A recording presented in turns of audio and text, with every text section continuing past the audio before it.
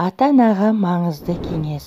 Көп жылдар бұрын мен 3 жасында Құранды жатқа білген кішкентай ғана баланы жолықтырған едім.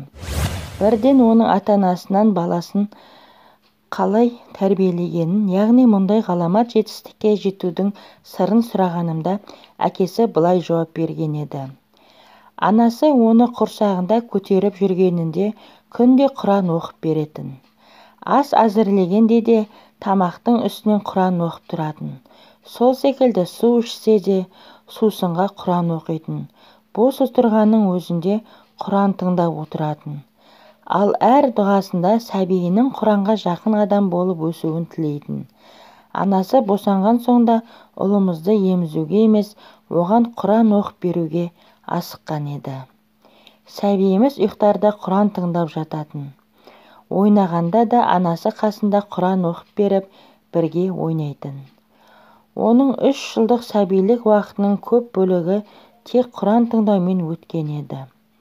Міне, сондықтан болар, Алла оның есте сақтау қабілетін арттырып, Құран жаттауына жеңілдігін берді.